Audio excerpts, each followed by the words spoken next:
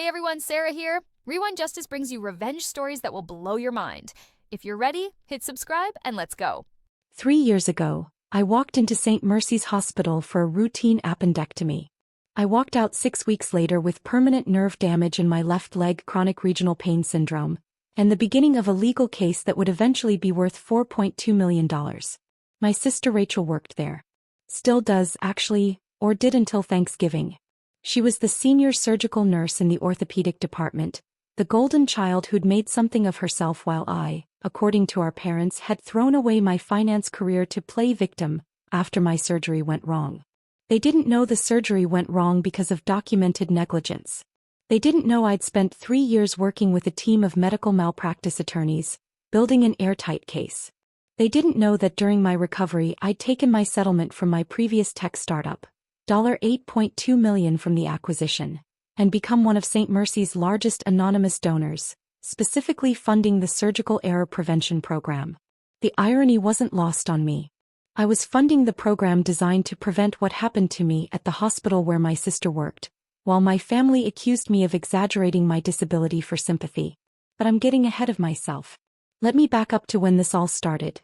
Not 3 years ago at the hospital, but 28 years ago when Rachel was born and immediately became the sun around which our family orbited. Rachel was perfect. Straight A's, varsity volleyball, early acceptance to nursing school, engagement to a pediatric surgeon, promotion to senior nurse. Every family dinner was a celebration of Rachel's latest achievement while I sat quietly, first with my finance career that wasn't as noble as healthcare, then later with my tech startup that was just playing around with apps, and finally with my disability that was obviously exaggerated for attention. When the surgical complications started, the infection that led to the nerve damage, the 3 additional surgeries to try to repair what the first surgery destroyed, the diagnosis of CRPS that meant I'd live with chronic pain for the rest of my life, my family's response wasn't concern. It was annoyance. "You're only 29, Mom said during one of my hospital stays. "You're too young to be this dramatic about medical issues." Rachel visited once, stayed for 10 minutes and spent the entire time talking about how busy the hospital was, how understaffed they were, how hard she was working. She left before I could mention that her hospital, St. Mercy's, was where my complications had occurred. I don't think she ever made the connection. Or maybe she did and chose not to acknowledge it. During my recovery, confined to my apartment for months, I dove deep into my medical records. I hired 3 different medical experts to review my case. I learned terms like standard of care breach, and proximate cause, and permanent disability rating. And I learned that what happened to me wasn't bad luck. It was negligence. Documented, provable negligence. The attending surgeon during my appendectomy had been working a 28-hour shift, a violation of hospital policy. The postoperative monitoring had been inadequate. Nurses were pulled to other departments due to understaffing. The infection that developed was a strain known to be present in that specific surgical suite, a contamination issue the hospital had been warned about 6 months earlier and failed to address. 3 violations. All documented. All preventable. My first attorney, the one the hospital probably expected me to hire, offered to settle for $200,000. "Medical malpractice cases are hard to win in this state," he explained. "Take the sure money." I fired him and hired Catherine Morrison instead. Catherine had spent 15 years as a surgical nurse before going to law school. She understood medical documentation better than most doctors. She looked at my case and smiled. "This isn't a case," she said. "This is a gift. Everything we need is in your medical records." The hospital documented their own negligence.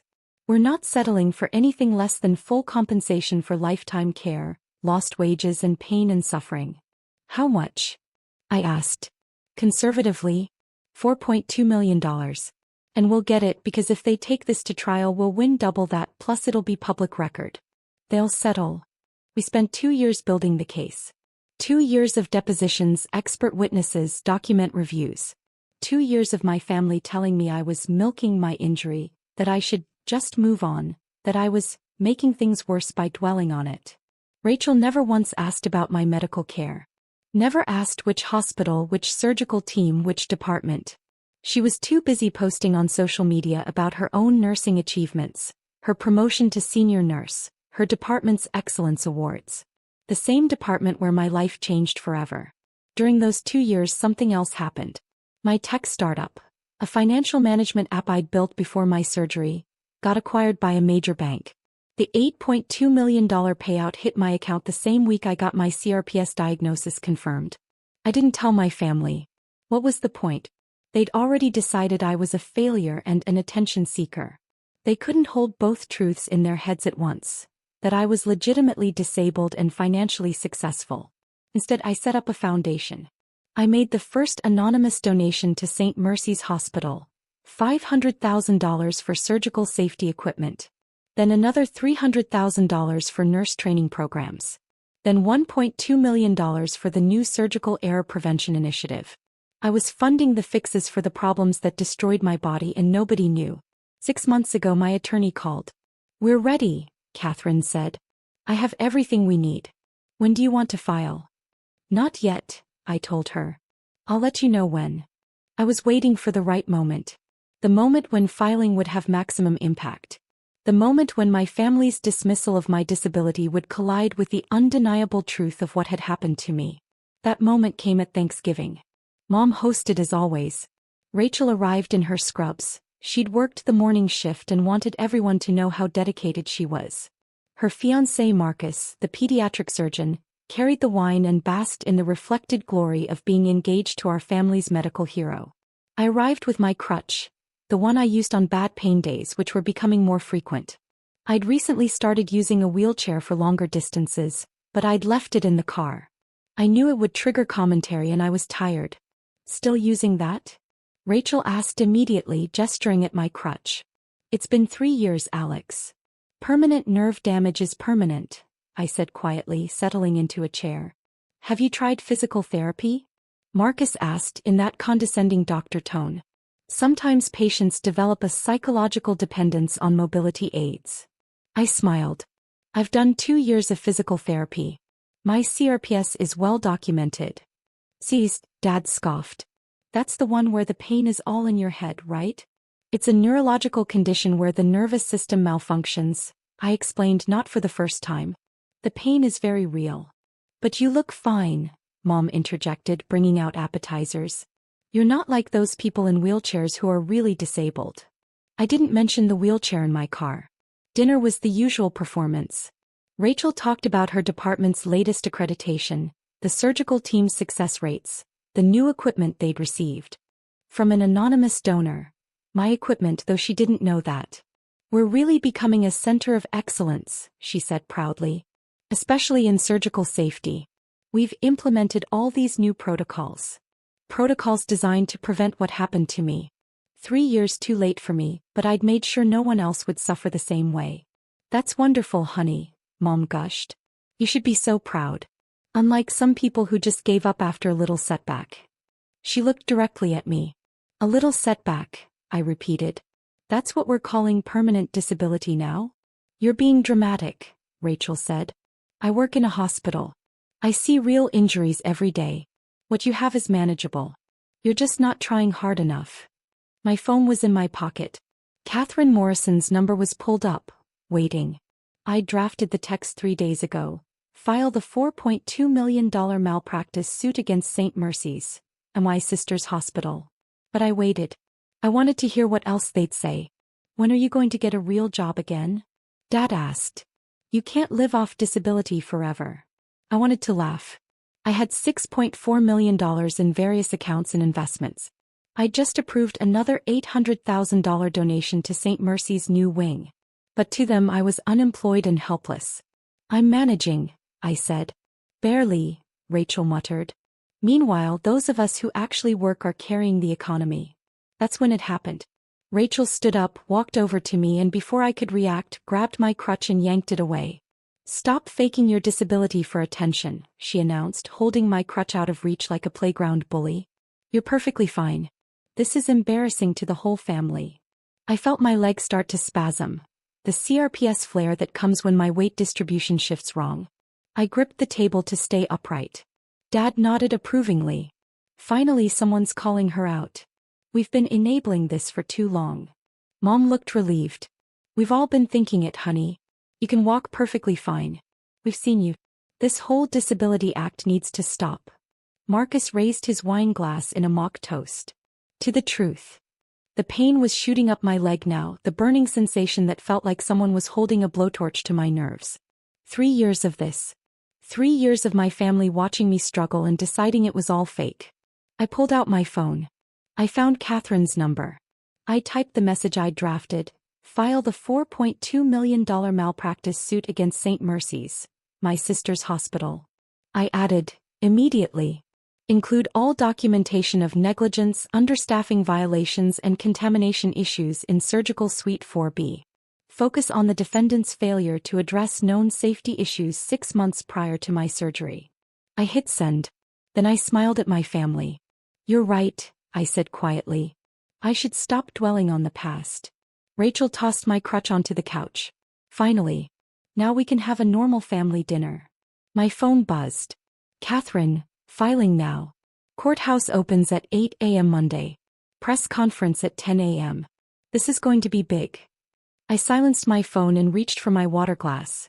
My hand was shaking, not from nerves from the pain spike, but I managed. Dinner continued. Rachel talked more about St. Mercy's excellence. Mom praised her medical career. Dad talked about his golf game. Marcus discussed his latest surgical innovation. Nobody asked if I was okay. Nobody noticed I was holding the edge of the table so hard my knuckles were white, fighting through a pain flare that would leave me bedridden for 2 days. We just started dessert, Mom's famous pumpkin pie, when Rachel's phone rang. She glanced at it and frowned. It's the hospital board president. On Thanksgiving? This must be important. She answered. Hello, Mr. Patterson. Yes, this is Rachel Anderson. We all watched as her expression changed from confident to confused to horrified. A malpractice suit? Against St. Mercy's? I don't understand, I'm not involved in. She stopped. Listen. Her face went white. My sister? Alex? There must be some mistake. She had a simple appendectomy 3 years ago. She's fine. She's. More listening. Her hand started shaking. Surgical Suite 4B. The contamination issue. The understaffing violations. But we've addressed those. The anonymous donor funded all the new protocols specifically to. She stopped again. Looked at me. The whole table was silent now. $4.2 million? Rachel whispered. But that would mean the medical records would have to show. Her phone nearly slipped from her hand. A press conference? Monday morning? With statements from 3 expert witnesses and documentation of hospital negligence spanning 6 months before her surgery. Dad stood up. What the hell is going on? Rachel ended the call. She stared at me, her face a mixture of shock and dawning realization. You're suing St. Mercy's, she said flatly. For $4.2 million. For malpractice during your appendectomy 3 years ago. Yes, I said simply. But you never told us it was our hospital. I told you I had complications, I replied calmly. I told you about the nerve damage. The CRS. The permanent disability. You decided I was faking. Mom's face was red. You can't sue your sister's hospital. That's betrayal. I'm suing the hospital that destroyed my ability to walk without pain, I corrected. The hospital that violated multiple safety protocols and documented their own negligence in my medical records. The hospital where your daughter works is irrelevant to the medical malpractice. Rachel sank into her chair. The board president said the case is airtight. He said their attorneys reviewed it and recommend immediate settlement because if it goes to trial, the publicity would destroy the hospital's reputation. Probably, I agreed. Medical malpractice trials tend to be very public. Especially when the negligence is this well documented. He said, Rachel's voice cracked. He said there are 3 separate violations. Understaffing. Surgeon working past policy limits. Contamination issues that had been reported 6 months earlier and not addressed. All true, I confirmed. All in my medical records. All documented by the hospital's own staff. Marcus found his voice. You can't possibly expect to win $4.2 million. I turned to him. That's conservative. My attorney says if it goes to trial, we'll get closer to $8 million plus punitive damages. The $4.2 million is my settlement number. It covers lifetime medical care for my CRPS, lost wages from my finance career, pain and suffering and future treatments. This will destroy the hospital, Rachel whispered. No, I said. It will cost the hospital money and force them to publicly acknowledge their failures. The same failures I've been anonymously funding them to fix for the past 2 years. The silence that followed was deafening. What? Mom finally asked. I pulled out my phone and opened my foundation's portal. I turned the screen toward them. The anonymous donor who's been funding St. Mercy's surgical safety equipment? The $500,000 for new monitoring systems? The $300,000 for nurse training? The $1.2 million for the surgical error prevention initiative? That's me. Rachel stared at the screen. That's impossible. You don't have that kind of money. You've been unemployed for 3 years. I've been disabled for 3 years, I corrected. There's a difference. My tech startup sold to First National Bank 3 years ago, the same month I got my CRPS diagnosis. The acquisition was $8.2 million. Dad's mouth opened and closed. I've spent the past 3 years building the malpractice case and funding the hospital improvements that should have been in place before my surgery. The improvements that would have prevented my disability. My phone buzzed again. I glanced at it. Another text from Catherine. Complaint filed. Hospital board calling emergency session. Your sister's name is in the medical records as part of the surgical team. This is going to get messy for her. I looked up at Rachel. He was crying now. I was part of the surgical team, she whispered. You were the post-operative monitoring nurse, I told her. According to the records, you were pulled to the ER in the middle of your shift due to understaffing, which is why my post-op infection wasn't caught for 16 hours. That delay is why the infection caused permanent nerve damage. I don't remember. It was 3 years ago. I'm sure you've had hundreds of patients since then. One more appendectomy wouldn't stand out.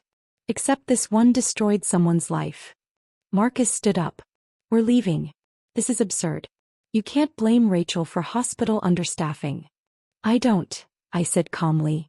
I blame the hospital administration that knowingly understaffed shifts, worked surgeons past policy limits and ignored contamination warnings. Rachel is just named in the records because she was the assigned nurse. The lawsuit is against the hospital, not individual staff members. But Rachel knew what this meant. Her name in a major malpractice suit. The publicity. The questions about her judgment and competence, even though she wasn't at fault. Her career wouldn't survive this. Not at St. Mercy's. She grabbed her purse. I can't believe you did this.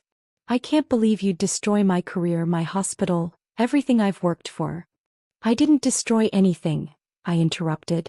I'm holding the hospital accountable for destroying my body. The fact that you work there, the fact that your name is in my medical records, the fact that my permanent disability happened on your watch. None of that is my responsibility. It's consequence. You planned this, Dad accused. You waited until Thanksgiving until you could humiliate Rachel. I waited until you grabbed my crutch and told me I was faking my disability, I corrected. I waited until my own family demonstrated once again that you will never believe I'm truly hurt. So I decided to let the courts and the medical experts do the believing for me. Rachel was at the door, Marcus behind her.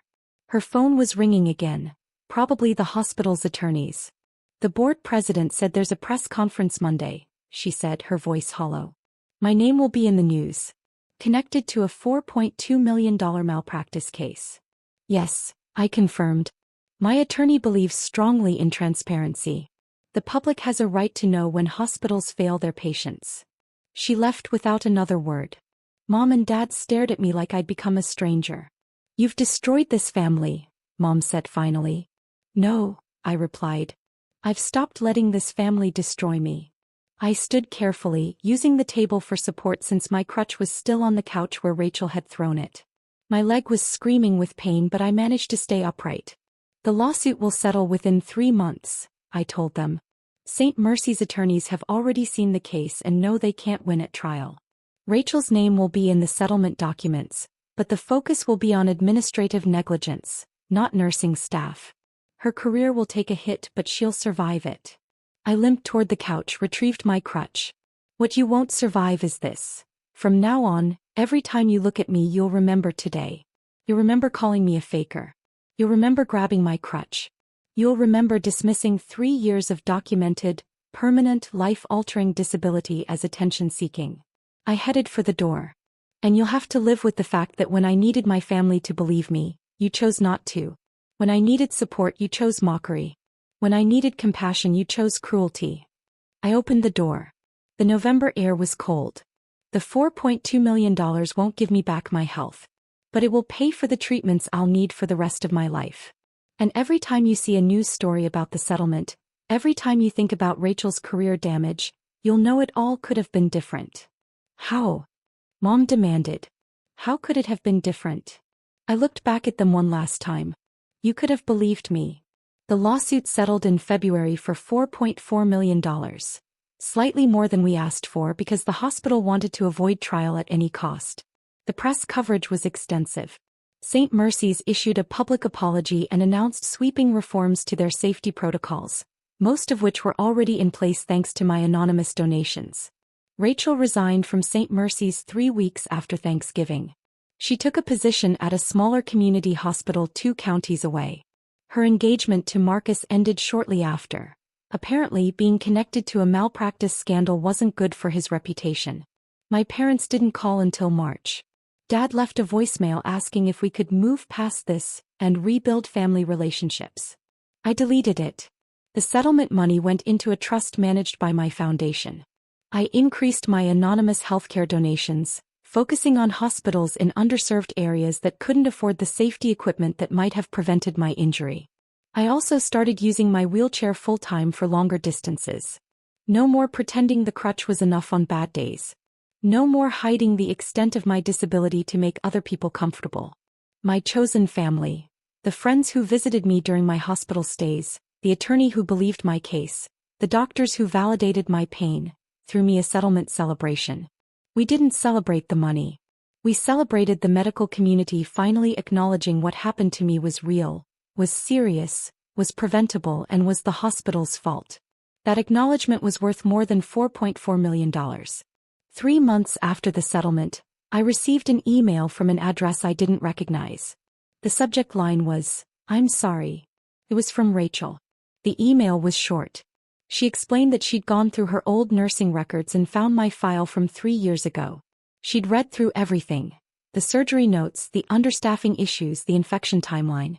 She'd compared it to the current protocols, the ones my donations had funded. "I didn't know," she wrote. "I didn't remember your case specifically, but now I've read everything. I understand why you sued. I understand why my career had to be collateral damage. What happened to you was inexcusable. And I'm sorry I didn't believe you were really hurt. I'm sorry I grabbed your crutch. I'm sorry for 3 years of dismissing your pain." She didn't ask for forgiveness. She didn't ask to rebuild our relationship. She just apologized. I wrote back, "Thank you for reading the records. Thank you for understanding. I hope you're well." I didn't forgive her. Maybe someday I will. But the validation, the acknowledgement that I was right, that my pain was real, that my disability wasn't fake. That was enough for now. My body will never fully heal. The CRPS is permanent. The nerve damage is irreversible. I'll use mobility aids for the rest of my life. But I'm not faking. I never was. And now, thanks to a medical malpractice settlement and my family's own cruelty, everyone knows it.